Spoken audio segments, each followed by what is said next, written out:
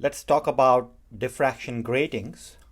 This is an application of all our theory for interference and diffraction combined in the previous video to something that's concrete in real life.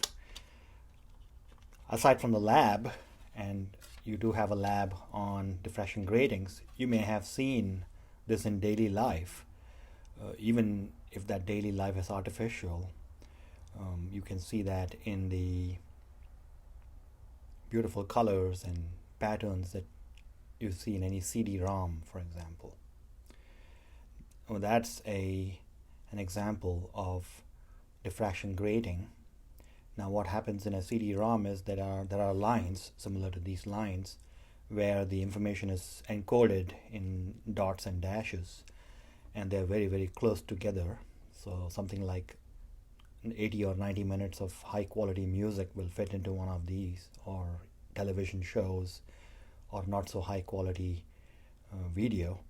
So it makes sense to then study this thing. In nature, you find these in the beautiful wings of a butterfly, and nature tries to give survival advantage to some species by allowing them to develop all kinds of shiny plumage, like those beetles and hummingbirds, so that they confuse the predators by the effects of diffraction. Now, just like we had in the previous video, the diffraction setup is identical. You have, instead of 2 slits, now you have very many slits. But the basic setup for any pair of slits is the same. You have an inter-slit distance, which we continue to call A. So that's the midpoint of one of these etchings. I'll call these etchings. What happens is that you take a substrate, which I'll call the rest of the grating, and on that you somehow create these etchings. Now the closest distance between the 2 etching marks is called B. The width of each etch is called A, and the mean distance between the etchings, which is the midpoint of one of the etches to the other one, is called D. So just like we had in the previous video, you can clearly see that, not so clearly here, but in the previous video you can see that D equals B plus A. Actually, once this all is set up, the exact theory goes exactly like the previous video, so I won't bother doing much of that.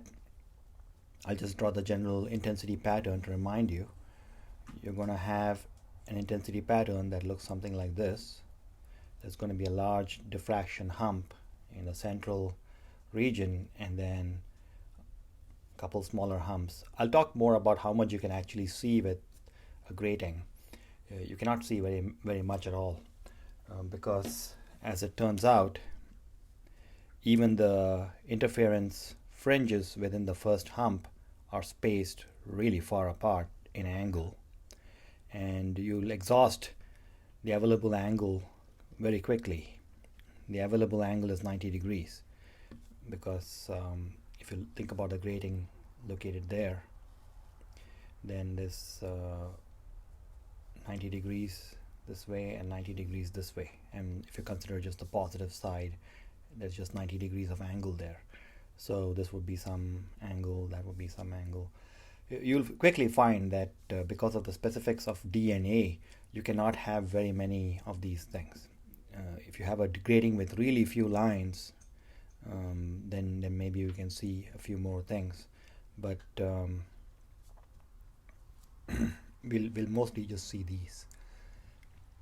In the lab that you have, where you analyze the diffraction grating, these are the only 3 things that we see.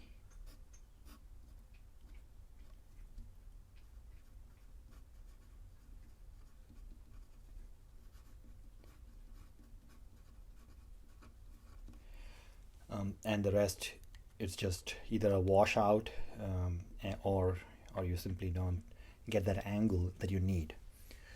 What is that angle I speak of? It comes from the condition. There are 2 conditions here. Remember the large-small duality, which I'll repeat here.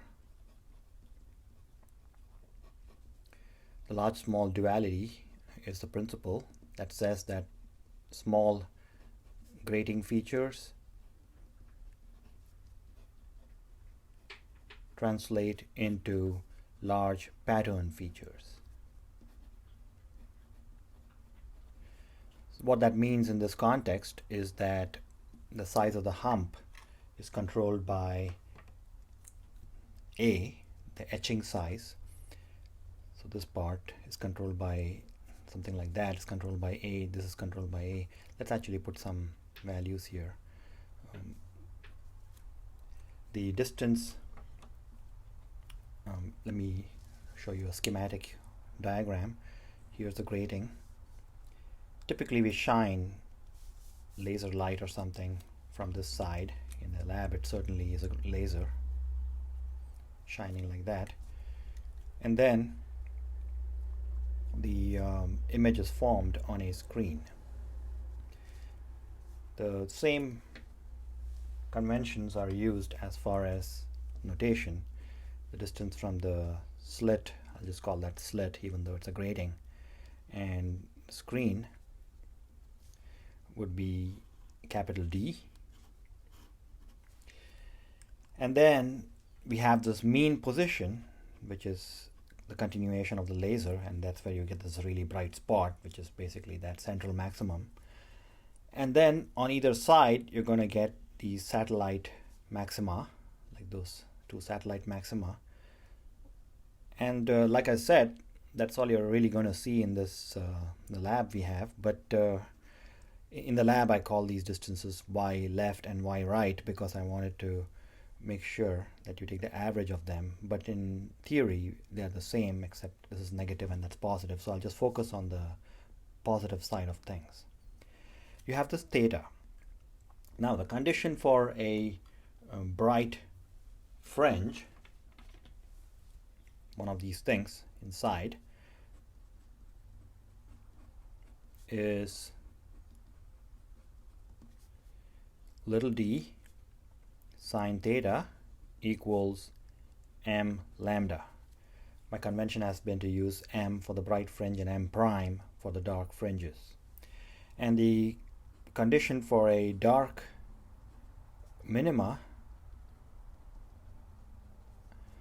from diffraction is a times sine theta.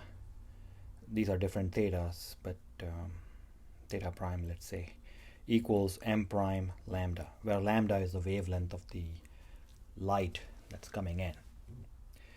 So by the way, if it is sunlight, such as what we saw in this CD-ROM, then you'll take lambda to be some sort of an average, like sunlight is about 550 nanometers. That's the mean, the peak frequency, I should say, of most of the sunlight. It's a yellow-green, and that's where our eyes are most sensitive.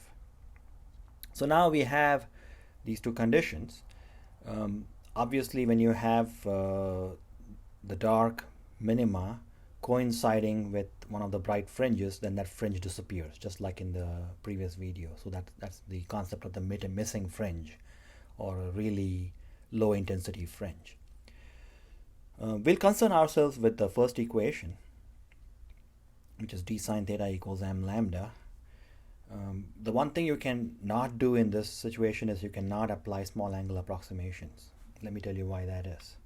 So if you solve the condition, I'll get sine theta equals m lambda by d.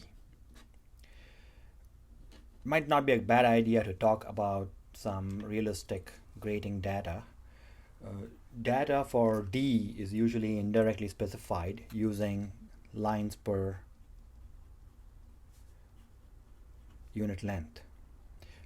Most gratings that we have in our lab are now SI units, so it used to be lines per inch back in the day, but now it's all SI. So lines per millimeter, for example. So if I have n, capital N is the number of lines per millimeter, if that is something like 1000, let's say, that means you have 1000 of these things in 1 millimeter. So you can already see it's really small. So D is going to be the reciprocal of that. So it's 1 millimeter divided by 1000.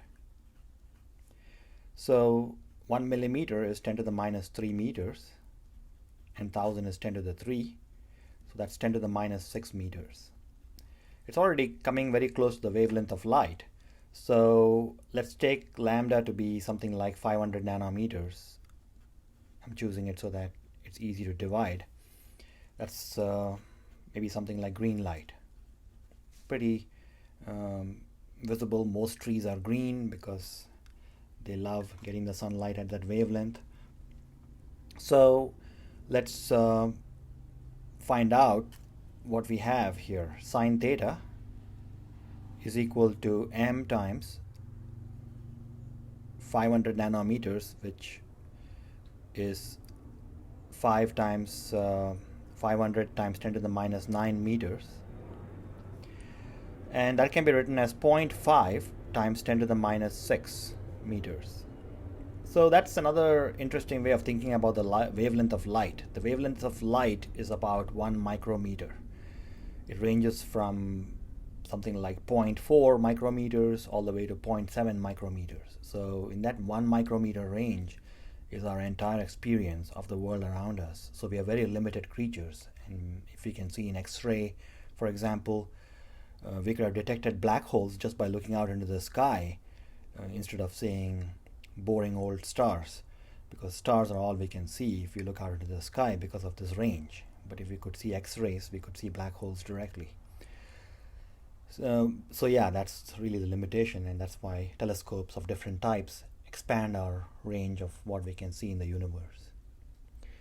Now, let's try to figure out what kind of m values come out from this equation.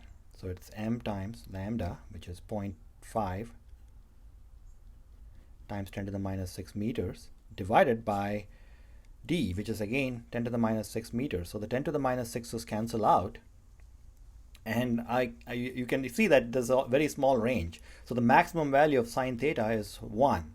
So let's see, if theta equals 90 degrees, I'm going to get, and that's, remember, the maximum field of view is 90 degrees. Beyond that, there's nothing.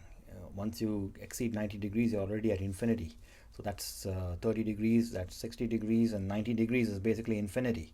So you cannot see anything beyond that. If you put 90 degrees in this equation, I'm going to get 1 equals m times 0.5, which basically solves for m. You can see 2 and nothing more in this particular example. So you'll be able to see the 2 refers to, that's m equals 1 here, because remember the central maximum is always m equals 0 for interference. That's m equals 1, and that's m equals 2.